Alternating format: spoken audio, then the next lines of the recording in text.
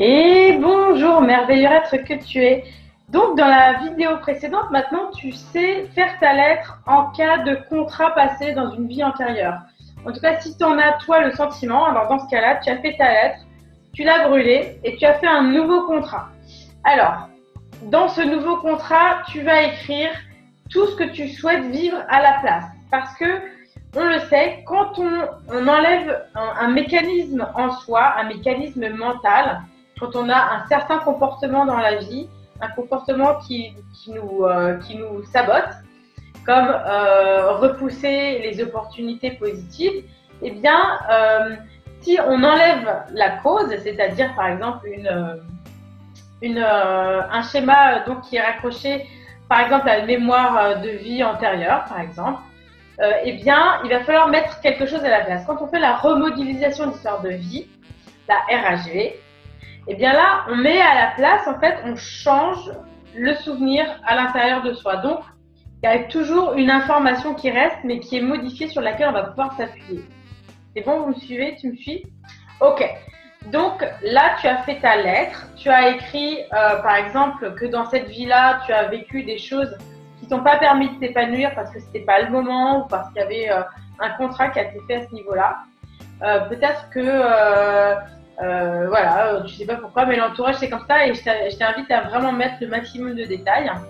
Et maintenant, en fait, ce qu'il faut faire, c'est une fois que la lettre est brûlée, c'est faire un nouveau contrat, justement pour que ce psychisme, ton mental, puisse être nourri derrière et qu'il ait une info. Sinon, il va remettre en place le même système de sabotage que tu avais avant. Et c'est pas ce qu'on veut. Donc, tu vas faire une nouvelle lettre avec un nouveau contrat. C'est un peu comme si tu avais décidé de changer d'assurance ou de changer de contrat, je disais, d'énergie, etc. Ok. Donc, tu vas changer le contrat et tu vas mettre maintenant ce que tu veux. C'est-à-dire, maintenant, tu veux être en confiance avec les gens avec qui tu vas travailler. Tu veux être en confiance quand tu as des positionnements de carrière. Tu veux être en confiance quand tu es en train de grandir au lieu du sabotage. Donc, tu vas pas parler des choses négatives. Tu vas mettre tout ce que tu veux vraiment aujourd'hui. Une fois que ça, c'est fait, tu peux commencer quand même ta lettre avec quelque chose de bien quand tu t'adresses à l'univers, etc. Donc tu dis cher univers, par exemple. Voilà, tu mets quelque chose de bien fait.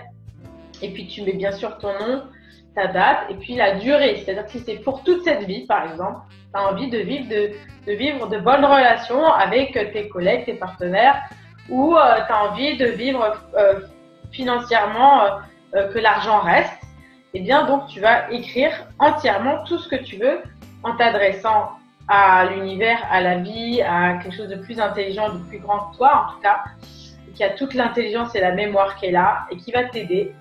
Ça peut être ton guide aussi, ou tes guides, ou voilà, quelqu'un qui t'aide et qui est là-haut. Et tu vas mettre bien sûr ton nom, le jour et puis le délai, ok? Et puis tu signes et là, tu vas la conserver dans un endroit, alors on peut dire dans un hôtel, si tu as ton hôtel, c'est-à-dire si tu as un endroit avec une petite statue, une petite bougie, un endroit sain en tout cas, ou alors là où tu mets tes fleurs, peut-être comme ici, tu vois, ça peut être sympa. Si tu n'as pas d'hôtel où tu pries, tu peux mettre dans un endroit que tu aimes bien. Ou alors avec tes lettres, des trucs importants à faire. Et il va falloir la brûler aussi parce que c'est dans cette fumée que ça va être amené justement à symboliquement, hein, on est d'accord, hein, à cette mémoire, à ces grandes mémoires quantiques. D'accord? Tout ça, c'est symbolique. Hein. Y a pas, la fumée ne va pas transporter de produits chimiques spéciaux dedans. C'est l'intention que tu mets, ok? Donc, tu vas la brûler et tu vas la brûler pendant la nouvelle lune. Parce que c'est à la nouvelle lune qu'on fait ses vœux. Et ça, j'en parlerai encore une fois parce qu'il y a des gens qui disent faites vos souhaits en pleine lune. Non, on ne fait pas ses souhaits à la pleine lune. Jamais. On fait ses souhaits à la nouvelle lune. Alors écoute bien, parce qu'il y a des gens qui se plantent et donc voilà, c'est pas grave, ça arrive, mais c'est à la nouvelle lune qu'on fait ses souhaits. Hein, quand c'est dans le noir, voilà, comme quand on plante une graine dans la terre. Ok?